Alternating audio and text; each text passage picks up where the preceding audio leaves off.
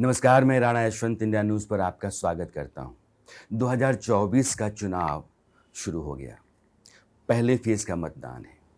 102 सीटों के लिए मतदान हो रहा है। नरेंद्र मोदी की अगुवाई में एनडीए कह रहा है या दावा कर रहा है कि 400 पार। जो ऑपोजिशन है इंडिया अलायंस राहुल गांधी, वो कहते हैं कि बमुश्किल 180।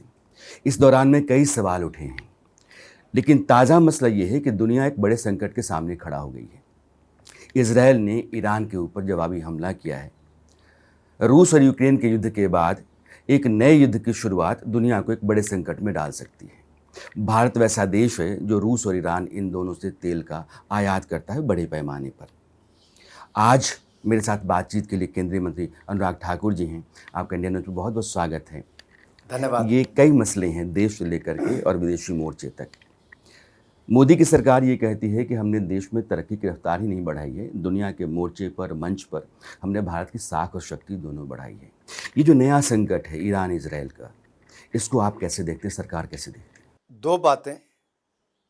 जो युद्ध का संकट दुनिया के कई देशों में आज खड़ा हुआ, वो इस और इशारा करता है कि भारत को फिर एक बार मजबूत नेतृत्व चाहिए, जो सरहद सीमाओं को सुरक्षित रखे, सेना को सशक्त करे और भारत को आर्थिक और हर तरीके से सशक्त करे। और ये नरेंद्र मोदी जी ने 10 साल में किया। मैं उदाहरण के तौर पे बताना चाहता हूँ। हमने जब 2014 में आए तो लड़खड़ाती चरमराती अर्थव्यवस्था थी, आज दुनिया की 5वीं बड़ी अर्थव्यवस्था बनाया। हमारे खजाने मात्र $380 बिलियन थे, आज $620 बिलियन है। $387 बिलियन का एक्सपोर्ट था, आज $776 बिलियन का एक्सपोर्ट है। करंट अकाउंट डेफिसिट 5.1% था, आज मात्र 2% है। हमारे एक्सपोर्ट हर क्षेत्र में बढ़े, मोबाइल में, मैरीन में, टॉयज में 2.5-3 गुना बढ़े। और हमारा जीडीपी ग्रोथ जो विकास दर है वो 2014 में Q4 में मात्र 4.6% थी, आज 8.4% है Q3 की लास्ट ईयर। इससे पता चलता है भारत आर्थिक तौर पे भी और सैनिक शक्ति के तौर पे भी सशक्त हुआ। कैसे? राफेल विमान खरीदा, लड़ाकू विमान तेजस अपना बनाया, लेटेस्ट हथियार, तोप, मिसाइल सब बनाया, परमाणु हथियारों को भी और सशक्त किया। आज भारत की सेना को और मजबूत किया, बुलेट प्रूफ जैकेट भी दी, लेटेस्ट हथियार दिए। लेकिन विपक्ष क्या कहता है? परमाणु हथियार खत्म कर दो, अपना रक्षा बजट कम कर दो। क्यों भाई? परमाणु हथियार क्यों खत्म कर दो? आज जो संकट दुनिया में, क्या हम भारत को कमजोर कर दें? ये वही कांग्रेस पार्टी है जिसने लड़ाकू विमान नहीं खरीदे, 10 साल सत्ता में रही, दलाली ढूंढती रही, बुलेट प्रूफ जैकेट नहीं खरीदी। क्या क्यों कारण रहे? लेटेस्ट हथियार क्यों नहीं बना पाए? दुनिया का सबसे बड़ा इंपोर्ट करने वाला भारत था, आज 1 लाख करोड़ की मैन्युफैक्चरिंग भी हमने रक्षा क्षेत्र में पिछले साल अपनी कर ली, एक्सपोर्ट शुरू कर दिया। जो आपका मूल सवाल है कि युद्ध जैसी स्थिति अगर ईरान और इजराइल में होती है, रशिया यूक्रेन में है, इजराइल फिलिस्तीन में है या हमास में है, तो ये परिस्थितियां जो हमारे बिल्कुल पड़ोस में है, उससे दो संकट खड़े होते हैं, एनर्जी का भी और युद्ध का भी। एनर्जी संकट दूर करने के लिए मोदी सरकार ने एक स्पष्ट निर्णय लिया कि हम तेल और गैस की खरीद करते रहेंगे, क्योंकि हमारी बहुत बड़ी मार्केट लोकल है, जो डिमांड हमारी कंजम्पशन यहाँ पे होती है, हमारे कंज्यूमर यहाँ पे बहुत बड़े हैं। इसलिए हम महंगा एनर्जी नहीं खरीद सकते, क्रूड ऑयल नहीं खरीद सकते, गैस नहीं खरीद सकते। उसका हमें लाभ मिला, इसलिए आज महंगाई नियंत्रण में है, जबकि यूरोप और अमेरिका में कई गुना ज़्यादा महंगाई बढ़ी। दूसरा, भारत ने जब पहला युद्ध छिड़ा था यूक्रेन और रशिया में, तो भारत ने क्या कहा, मोदी जी ने क्या कहा? This is not the era of war. हम युद्ध के पक्ष में नहीं हैं, हम बातचीत के पक्ष में हैं। और निर्णय, डिसीजन डिबेट के माध्यम से हो, टेबल पे हो, डिस्कशन के माध्यम से हो। तो मुझे लगता है भारत का पक्ष बहुत साफ है। दुनिया भर में कहीं पे भी युद्ध नहीं होना चाहिए, शांति से हो, बातचीत से हल निकले। अगर आपका नेतृत्व बहुत मजबूत है और विकास के रास्ते पर आपने बहुत आगे देश को रखा है, आपने इतने आंकड़े दिए हैं, आपका जो विपक्ष है वो ये कहता है कि आप बुनियादी सवाल पर नहीं आते हैं, आप रोज़गार पर नहीं आते हैं, आप महंगाई पर नहीं आते हैं, और इन सवालों से भागने के लिए आप अलग अलग मुद्दे तलाशते हैं। देखिए, मैं तो चाहता हूँ इन मुद्दों पे चर्चा हो, विपक्ष ही नहीं आ रहा। वो कभी कहते हैं मोदी आएगा तो मुसलमान खत्म हो जाएगा, मोदी आएगा तो भारत में ये हो जाएगा, संविधान खत्म हो जाएगा। मैं आपसे पूछना चाहता हूँ राणा जी, ये नरेंद्र मोदी वही शख्स हैं जिनके 10 साल में मुसलमान भाइयों बहनों को उनके पूरे हक मिले, ट्रिपल तलाक से निजात भी मिली, रसोई गैस का सिलेंडर, पानी का कनेक्शन, मुफ्त में दवाई, मुफ्त में अनाज, पक्का मकान, शौचालय और बिजली का कनेक्शन भी मिला, जो कांग्रेस ने 60 साल नहीं दिया, मोदी सरकार ने दिया है, कोई भेदभाव नहीं किया। और दूसरा, ये जो टुकड़ों में बांटने की सोच कांग्रेस की है, टुकड़े टुकड़े गैंग को भी शामिल किया। आज उत्तर दक्षिण को अलग देखते हैं, पूर्व पश्चिम को अलग देखते हैं, लेकिन मोदी जी ने तो एक्ट ईस्ट पॉलिसी बनाकर एक्शन करके दिखाया, विकास किया। सेमीकंडक्टर जैसी इंडस्ट्री को नॉर्थ ईस्ट में लेकर गए, हजारों करोड़ रुपए के पुल, सड़कें एक एक राज्य में बनाए, लाखों करोड़ का विकास करवाया। आज भारत में विरासत भी बचाई, विकास भी किया। सोमनाथ धाम, केदारनाथ धाम, काशी विश्वनाथ धाम, महाकाल लोक और अब अयोध्या धाम में भव्य राम मंदिर बनाया। हमने जो कहा वो करके दिखाया। करतारपुर कॉरिडोर खिलाया, हेमकुंड साहब में रोपवे पहुंचाया, बुद्ध सर्किट बनवाया। हमने विकास विरासत दोनों को साथ साथ चलाया है। आज रामायण उत्सव दुनिया भर में मनाने की तैयारी चल रही है। आज भारत की ताकत, हमारी कला, संस्कृति, परंपराओं को दुनिया पहचान रही है। इससे पर्यटन को भी बल मिलेगा, हमारी विरासत को बचाने का काम भी होगा। ये जो संविधान पे सवाल खड़ा करते हैं कि बाबा साहब का संविधान खत्म कर देंगे, 62 बार कांग्रेस ने संशोधन किया, 62 बार। नेहरू जी, राजीव जी, मनमोहन जी और इससे पहले राजीव गांधी जी, 62 बार। आप दिखाइए राहुल गांधी जी के, राजीव गांधी जी के पुराने वीडियो राहुल गांधी जी को। एक तरफ राजीव गांधी जी कहते हैं बार बार संशोधन की जरूरत पड़ी तो करेंगे, और राहुल गांधी जी कहते हैं हम संविधान का संशोधन नहीं होने देंगे। लेकिन एक बार बार जो मसला है नैरेटिव के तौर पर विपक्ष खड़ा कर रहा है, राहुल गांधी खास करके, वो ये है कि नरेंद्र मोदी की सरकार तीसरी दफ़ा सत्ता में आ जाती है तो संविधान खतरे में होगा, यह देश टुकड़े टुकड़े हो जाएगा, लोकतंत्र नहीं बचेगा। एंटी सनातनी खतरे में है, टुकड़े टुकड़े गैंग खतरे में है, हिंदू विरोधी खतरे में है, भारत विरोधी खतरे में है, और जो टुकड़े टुकड़े की सोच रखते हैं वो खतरे में है। उनको अपना खतरा नजर आता है कि देश की जनता उनको इस बार फिर सफाई कर देगी। वोट में इतनी ताकत है, 2014 में, 2019 में भी पूर्ण बहुमत की सरकार मोदी जी की बनाई। ऐसी ताकतों को जो देश, सनातन, हिंदू और हम सबके विरोधी हैं, देश के लोगों के, उनको घर पे बिठाया है। ये वोट की ताकत देश की है। आप वोट की ताकत की बात कर रहे हैं। राहुल गांधी और प्रियंका गांधी दोनों ने कहा है कि अगर ईवीएम ठीक ठाक रहा तो 180 के नीचे ही बीजेपी निपट जाएगी। पहली बात तो ईवीएम लाया कौन?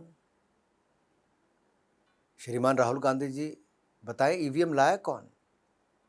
और जब 2004 में यूपीए सरकार जीती, कांग्रेस चुनाव जीती, अटल जी की सरकार थी, यही जीते, ईवीएम में हुआ वोट। 2009 में भी यही जीते, इनकी सरकार थी। 2014 में इनकी सरकार थी लेकिन भारतीय जनता पार्टी जीती। 2019 में हमारी सरकार थी, तब हम जीते। इसका ईवीएम से क्या लेना देना? ये तो जनता जिसको वोट डालती है। लोकतंत्र में जनता की आवाज को कुचलने का काम कांग्रेस पार्टी कर रही है। इनको वोट ना मिले तो जनता का अपमान करती है, और ये ईवीएम का अपमान नहीं, जनता का अपमान है, और जनता इसका करारा जवाब एक बार फिर देगी। अरे वापस बैलेट पेपर लूटना चाहते हैं, वापस पोलिंग बूथ लूटना चाहते हैं, फर्जी ठप्पे लगा के चुनाव जीतना चाहते हैं। क्या लोगों ने नहीं देखा कांग्रेस का और लालू प्रसाद यादव जी और उनके बाकी नेताओं का राज? बैलेट बॉक्सेस को उठा के भाग जाते थे, बम विस्फोट कर देना, गोली चलाना, लोग घर से ना निकले और ठप्पे लगाते रहो अपनी पार्टी के। अखिलेश यादव की प्रेस कॉन्फ्रेंस आपने देखी होगी, उन्होंने कहा था कि गाजियाबाद से लेकर गाजीपुर तक बीजेपी साफ होगी। आज उत्तर प्रदेश में भी चुनाव हुए। जो व्यक्ति पिछले 5 सालों में इन इलाकों में निकला ही नहीं, घर पे बैठ के राजनीति करता है, ये दोनों युवा जो साथ में आए हैं, जिनको मुलायम जी कहते थे उत्तर प्रदेश के 2 लौंडे, क्या हुआ? उत्तर प्रदेश की जनता ने उस समय भी घर बिठाया, लोकसभा के चुनाव आए तब घर बिठाया। लोगों ने सोच ईमानदार, काम दमदार, इसी को वोट दिया है, और ये भारतीय जनता पार्टी का है। और मैं कहना चाहता हूँ, उत्तर प्रदेश ने निर्णायक भूमिका 2014 में भी, 2019 में भी निभाई। इस बार तो उत्तर प्रदेश रिकॉर्ड वोट देगा, क्योंकि रिकॉर्ड विकास उत्तर प्रदेश का मोदी जी ने किया है। एक और राज्य है तमिलनाडु, शायद लोग चर्चा में कम इसको ला रहे हैं, लेकिन मुझे लगता है कि प्रधानमंत्री ने इस साल 9 हफ्ते में 9 बार यात्राएं की हैं।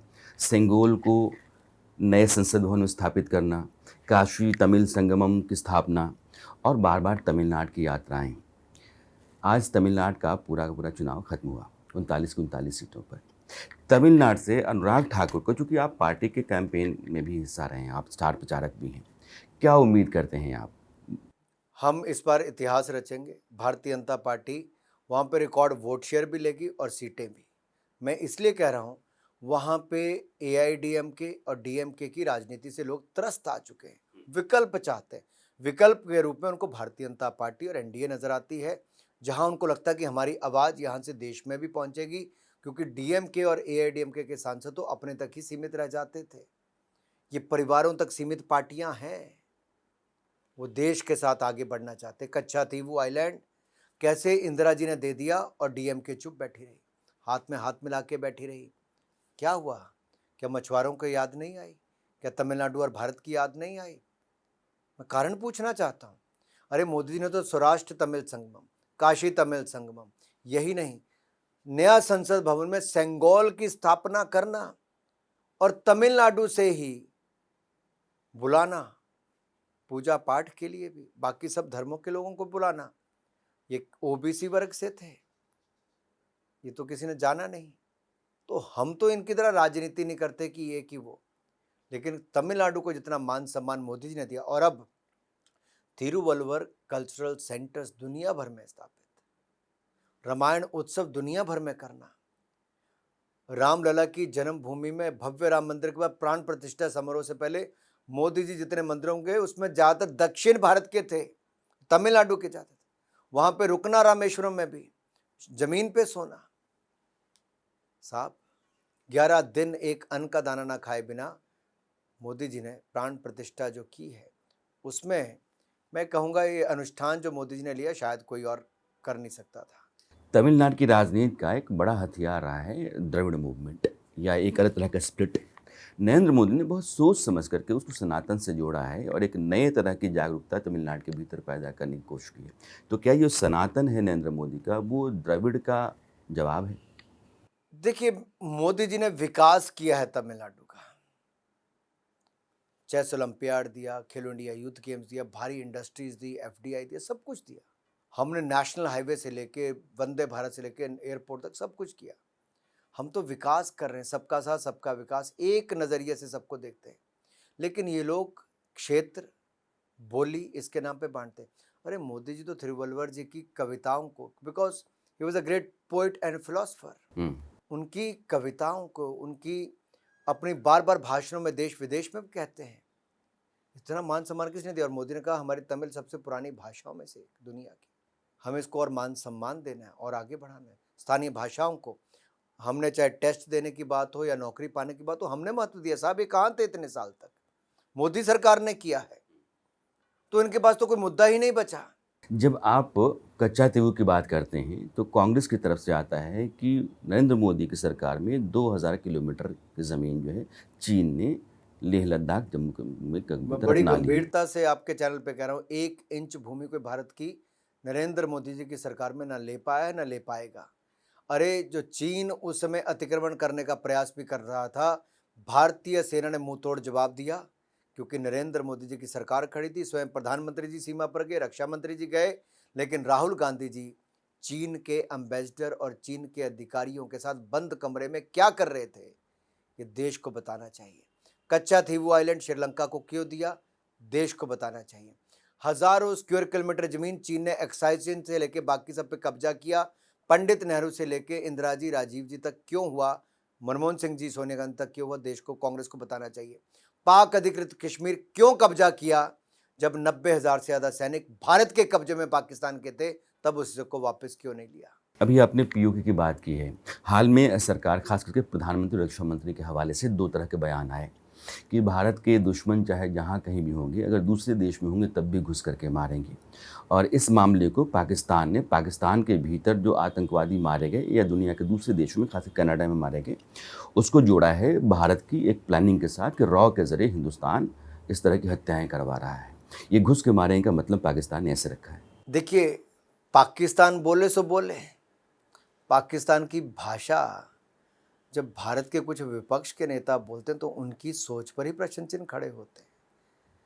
अगर राहुल गांधी जी कहें कि न्यूक्लियर वेपन ही खत्म कर दो, अपनी हथियार खत्म कर दो, अरे देश के लोगों जागिए। ये वही कांग्रेस पार्टी है जिसने जीप घोटाला किया, बोफोर्स घोटाला किया, अगस्ता वेस्टलैंड घोटाला किया, सबमरीन घोटाला किया, और अब इन्होंने ही परमाणु हथियार खत्म करने की बात कर रहे हैं। इन्होंने बुलेट प्रूफ जैकेट हमारे सैनिकों को नहीं दी 10 साल में, इन्होंने लड़ाकू विमान नहीं दिए, इन्होंने 1 रैंक 1 पेंशन नहीं दिया। लेकिन दूसरी ओर नरेंद्र मोदी जी हैं, पहले अटल बिहारी वाजपेयी जी थे, उन्होंने परमाणु शक्ति भारत की खड़ी भी की, और हमने अपनी रक्षा शक्ति को और खड़ा किया है। तेजस एयरक्राफ्ट से लेके हमारे स्थानीय हथियारों को हमने और मजबूती के साथ बनाया, ऐसी मिसाइल्स बनाई जो दुनिया में केवल 4-4 देशों के पास है। आज भारत सीमा सरहद इतना सुरक्षित कर रहा है, अपनी सेना को इतना सशक्त कर रहा है, अपनी सैन्य क्षमता को इतना बढ़ा रहा है, साथ ही साथ अपनी अर्थव्यवस्था को भी ऊंचाइयों पे ले जा रहा है। ये एक साथ दोनों काम करना मोदी सरकार ने किए हैं। 5वें नंबर की अर्थव्यवस्था बना दी, अगले 5 सालों में तीसरे नंबर की बना देंगे। 25 करोड़ गरीबों को गरीबी रेखा से बाहर निकाल दिया, 4 करोड़ पक्के मकान, 12 करोड़ शौचालय, 13 करोड़ घरों को नल से जल, 10 करोड़ बहनों को रसोई गैस का सिलेंडर, 60 करोड़ को मुफ्त में इलाज, 80 करोड़ को मुफ्त में अनाज, और अब अगले 5 साल की गारंटी भी मोदी ने दे दी है। 3 करोड़ पक्के मकान और बनाकर दे देंगे, 70 साल से ज्यादा वालों को मुफ्त इलाज करा देंगे, और भारत को दुनिया की तीसरी बड़ी अर्थव्यवस्था बना देंगे। आपका विपक्ष इसी पर सवाल उठाता है जो आप कह रहे हैं कि हिंदुस्तान अर्थव्यवस्था के मामले में लगातार मजबूत होता हुआ देश है और 80 करोड़ लोग राशन के लिए तरस रहे हैं। उनको राशन ना दो तो उनकी ज़िंदगी नहीं चलेगी। तो यह दोनों कॉन्ट्रडिक्शन है। तो यह किस तरह की तरक्की है, किस तरह की अर्थव्यवस्था है? देखिए, कोविड के समय भी जब सबसे बड़ा संकट आया महामारी का, तो यही लोग थे जो कहते थे, अखिलेश जी और राहुल जी, जिन 2 युवाओं की आप बात करते हो, शहजादों की, वो दोनों क्या कहते थे? मेक इन इंडिया वैक्सीन है, लगाना मत। भारत के लोगों ने मोदी जी की बात सुनी, वैक्सीन लगाई, मुफ्त में लगी और जान बची। गरीब की थाली पर अनाज भी कम नहीं होने दिया, भरपेट खाना भी दिया। किसान को खरीद भी पूरी की, दाम भी पूरा दिया। कांग्रेस ने 10 साल में 5.5 लाख करोड़ की खरीद की, हमने 18,40,000 करोड़ की एमएसपी में खरीद की है साहब। 3 लाख करोड़ तो हमने अलग से पीएम किसान सम्मान निधि में दिया, 1.5 लाख करोड़ का फसल बीमा योजना में मुआवजा दिया। बैंकों से इनके समय एक साल में 7 लाख करोड़ मिलते थे, हमारे समय 20 लाख करोड़ मिलते हैं, ये फर्क है। इनका बजट 27,000 करोड़ का था, हमारा 1,25,000 करोड़ का है, कोई मुकाबला ही नहीं है। इसलिए आपसे कहता हूं, ये लोग आपको भ्रमित ही करेंगे, आप इनकी बातों में मत आइए। जनता इनका असली चेहरा जान चुकी है। आज गरीब व्यक्ति, आप मान लीजिए 60 साल में इन्होंने क्या किया साहब? कुपोषण के शिकार कितने बच्चे हैं, महिलाएं कितनी एनीमिक हैं, डाटा। अरे भाई, दुनिया के सबसे ज्यादा टीबी के मरीज यहाँ पे, एनीमिक यहाँ पे जाके कुपोषण के। आज हमने पोषण अभियान चलाया, महिलाओं की जान बचाई। अगर उनकी प्रेगनेंसी भी होती है तो 26 हफ्ते की छुट्टी दुनिया में सबसे ज़्यादा हमने दी। 6,000 रुपया हम उनको अलग से देते हैं। गर्भवती महिला जब अस्पताल जाएगी तो उसको पौष्टिक आहार से लेकर दवाई से लेकर इलाज तक सब, और 6,000 रुपये अलग से देते हैं। बेटी पैदा हो तो बेटी बचाओ बेटी पढ़ाओ अभियान से भी जुड़ती है, और सुकन्या समृद्धि योजना का लाभ भी मिलता है। अरे अनुराग जी, हमने तो बेटियों को मजबूत किया, और नारी शक्ति वंदन बिल लाके 33% आरक्षण दिया। इन्होंने नहीं दिया, ना सोनिया जी ने ना इंदिरा जी ने। एक जो आपका संकल्प पत्र है उसमें आप कहते हैं कि हम यूसीसी लेकर के आएंगे, नई सरकार आती है तो 1 नेशन 1 इलेक्शन की व्यवस्था करेंगे। कांग्रेस का जो न्याय पत्र है जिसको आप घोषणा पत्र कहते हैं, उसमें वो कहते हैं कि जो पर्सनल लॉ है उसमें हम लोगों को थोड़ी रियायत देंगे, आज़ादी देंगे, और अगर बदलाव है, बदलाव के हक में हम हैं, लेकिन सहमति से होना चाहिए। अब ये दोनों कॉन्ट्रडिक्ट करते हैं एक दूसरे के खिलाफ। आप कहते हैं Congress confused party and corrupt party है। इनके बयान से पता चलता कि कंफ्यूजन कितनी है। जब भ्रष्ट शासन आपका हो लेकिन सोच भी भ्रष्ट हो जाए तो उसका खामियाजा भुगतना पड़ता है कि आज आप 40 सीटों की लड़ाई लड़ रहे हो। हाँ जी, इसमें देखिए क्या बात है। 1 नेशन 1 इलेक्शन से क्या होगा? एक समय पे चुनाव हो जाएंगे तो समय बचेगा देश का, मॉडल कोड ऑफ कंडक्ट नहीं लगेगा, उतना ज़्यादा समय हम काम कर सकते हैं, उतनी नीतियों को लागू नीचे अच्छा कर सकते हैं। देश के हज़ारों करोड़ बचेंगे, चंदा कम देना पड़ेगा, खर्चा कम होगा, सब कुछ होगा साहब। कांग्रेस क्यों इसके विरोध में है? पहली बात ये, इन्होंने वन नेशन वन टैक्स को भी विरोध किया, लेकिन आज जीएसटी देखिए कितना, इससे लोगों को सस्ता माल मिला। क्यों? क्योंकि जीएसटी में दाम कम से कम 5-7% कम हुए, समय कम लगता है, ट्रांसपोर्टेशन टाइम कम लगता है, चुंगी नाके खत्म हो गए। आज हमने टेक्नोलॉजी का उपयोग किया, फास्ट टैग लगा तो आप जहाँ 743 सेकंड खर्च होते हैं 47 सेकंड में नाका पार कर जाते हो। बैंक खाते खुलवाए, डिजिटल पेमेंट की, मोबाइल पेमेंट, ये विरोध करते थे। आज दुनिया का नंबर 1 डिजिटल पेमेंट वाला देश भारत बना है। चंद्रमा पर पहुंचने वाला पहला देश भारत बना जिसने दक्षिण ध्रुव पे तिरंगा फहराया। स्पोर्ट्स में सेंचुरी लगाने का काम हमने इस बार किया, तो कभी कर नहीं सकते थे। 107 मेडल जीतने का काम किया। स्टार्टअप्स इनके समय 500 थी, आज 1,20,000 स्टार्टअप है। $450 बिलियन की वैल्यूएशन, लगभग 4 लाख करोड़ की वैल्यूएशन। साइंस में हम आगे बढ़े क्योंकि हमने आज अपना स्पेस सेक्टर तो बड़ा ही बड़ा, साइंस में भी वैक्सीन के उत्पादन से लेके हमने बाकी सब किया। मैं ये सब बातें इसलिए कह रहा हूँ कि साइंस से स्टार्टअप्स हो, स्पोर्ट्स से स्पेस हो, सब में भारत ने अपना परचम लहराया है। अभी तो बहुत आगे जाना है साहब।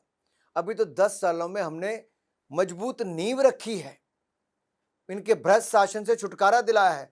अब तो विकसित भारत बनाने का इरादा संकल्प लेके चले। तो ये 2047 से प्रधानमंत्री कहते हैं कि हम हिंदुस्तान को विकसित भारत बना देंगे और उसकी बुनियाद जो है ये अगला जो टर्म होगा वो रखेगा। आपको यकीन है कि ये तीसरा टर्म नरेंद्र मोदी की 400 पार के साथ चलेगा? मैं इतना आपको पक्का विश्वास दिलाता हूँ, भारत की जनता ने निर्णायक वोट 2014-19 में दिया, अब भी देंगे। उन्होंने तब भी पूर्ण बहुमत की सरकार चुनी, एक कुशल नेतृत्व और निर्णय क्षमता वाले नरेंद्र मोदी को चुना, अब फिर चुनेंगे। और नरेंद्र मोदी जी ने लोगों का मान सम्मान इतना बढ़ाया कि आज भारत का मान दुनिया भर में बढ़ा। आज कोई विदेश जाता है उससे पूछिए भारत का कद कितना बढ़ा।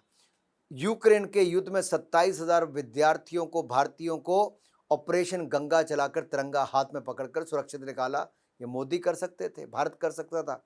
Turkey, Libya, Syria, Nepal, Afghanistan, सब जगह से। अफगानिस्तान तो देखिए सिख भाइयों को, गुरु ग्रंथ साहब को स्पेशल प्लेन भेज तक के वापस मुड़ रहा है। आज ये भारत के बढ़ते कदम है। दुनिया युद्ध रुकवाने के लिए भी किसी देश की ओर देखती तो भारत की ओर देखती है। ये देखिए भारत का कद कितना बड़ा है।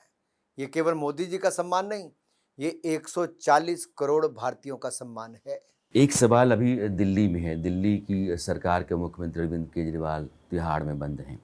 पार्टी यह प्रेस कॉन्फ्रेंस करती है, आतिशी के ज़रिए कहा जाता है कि वो शुगर के पेशेंट हैं और उनको जानबूझ करके आम और मिठाई खिलाई जाती है, उनकी तबीयत बिगाड़ी जा रही साजिशन। झूठ, नौटंकी और भ्रष्टाचार, इसके लिए कोई जानी जाती तो आम आदमी पार्टी, जो भ्रष्टाचार के खिलाफ आंदोलन लड़ने की बात करते थे लेकिन आज भ्रष्टाचार में डूबे हैं। जो कुर्सी को भ्रष्ट बताते थे कि जो इसके हाथ चिपक जाता है, अरविंद केजरीवाल चिपक के बैठे हैं, जेल में बैठे हैं लेकिन कुर्सी का मोह नहीं छोड़ पा रहे। जिनका स्वास्थ्य मंत्री जेल में, जिनका शिक्षा मंत्री जेल में, जिसका जेल मंत्री जेल में, जिसका शराब मंत्री जेल में, जिसका उप मुख्यमंत्री जेल में, जिसका मुख्यमंत्री कट्टर बेईमान अरविंद केजरीवाल जेल में, आप उनसे क्या उम्मीद करोगे साहब? ये झूठ की राजनीति करते हैं। पहले कुछ कहते हैं ये होने वाला है, 2 दिन कुछ नहीं होता साहब। लेकिन मीडिया, आप लोग खबर चलाते हो इनकी, मुझे तो आपके ऊपर दया आती है कई बार कि आप इनके झूठ और ऐसे बातों में कैसे आ जाते हैं। यानी कि आम पे आम, मिठाई पे मिठाई। अरविंद केजरीवाल जी, अरे जेल गया व्यक्ति जिसको चिंतन करना चाहिए भ्रष्टाचार, शराब के घोटाले में। आज शराब के घोटाले में जाकर भी शर्म नहीं है, लेकिन खाने पीने में इतनी व्यस्तता है। उनको अच्छा खाना मिले, हम चाहते हैं घर का खाना मिले, क्या दिक्कत है? लेकिन अगर ईडी ने जो कहा वो सच है, जो उन्होंने कोर्ट में कहा तो सच ही होगा। उन्होंने क्या कहा? अपना शुगर लेवल बढ़ाने के लिए ऐसा कर रहे हैं, बेल पाने के लिए। अरे किस तरह के षड्यंत्र रचते हो? अब वो कहते हैं एक मंत्री के ज़रिए अगर कोई बात आती है तो गंभीर मानी जाती है कि कोई आदमी अपनी जान जोखिम में जानबूझ करके थोड़े डालेगा। मिठाई आम खिला करके उनकी सेहत ख़राब की जा रही है। वो टाइप 2 के शुगर पेशेंट हैं, उनका शुगर जो है 300 से ऊपर रहता है।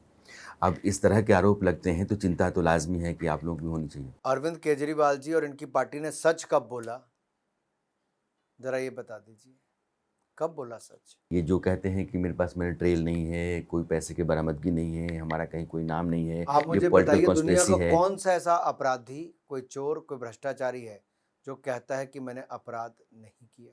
तो आपको लगता है कि ईडी जो कुछ भी कर रहा है उसमें आम आदमी पार्टी शामिल है? भाई मैंने तो पहले दिन से कहा ये जो मनीष सिसोदिया जी जिस समय पकड़े गए थे, मैंने तब भी कहा था, किंग पिन अभी बाहर और किंग पिन अरविंद केजरीवाल है और किंग पिन अब जेल के अंदर है। अनुराग जी, आपने समय निकाला, खुल करके बात करते हैं आप मुखर हैं और हर सवाल का जवाब आप बहुत बारीकी से देते हैं। डेटा जिस तरह से आपको याद है, मुझे लगता है कि ये आंकड़े बहुत मुश्किल है याद रखना, लेकिन आप सरकार के सारे डेटा याद रखते हैं। मोदी जी ने काम बहुत किया, बहुत कम बताने का अवसर मिलता है क्योंकि राजनीतिक सवाल ज़्यादा होते हैं। उपलब्धियां हम जो बताना चाहते हैं वो रह जाती। जैसा मान लीजिए कि 70 साल से ज़्यादा वाले को 3, अब जो इतने सबको अब इलाज मुफ्त में मिलेगा, 3 करोड़ पक्के मकान नए मिलेंगे, अब नारी शक्ति बंधन बिल लागू हो जाएगा, हमारा स्पेस सेक्टर, स्टार्टअप सेक्टर और बढ़ जाएगा, भारत दुनिया की तीसरी बड़ी अर्थव्यवस्था बन जाएगी, 3 करोड़ बहनें लखपति दीदी बन जाएंगी। अब ये अपने आप में बहुत बड़ी ताकत है साहब। अपनी सरकार को लेकर के आपका जो दावा है, देश की जनता सुन रही है और वो अब वोट कर रही है, वही तय करती है कि आपकी सरकार और आपके दावों में कितना दम है। बहुत बहुत शुक्रिया आपका जुड़ने आपका के लिए, आभार। बात करने थैंक के यू। लिए। Thank you.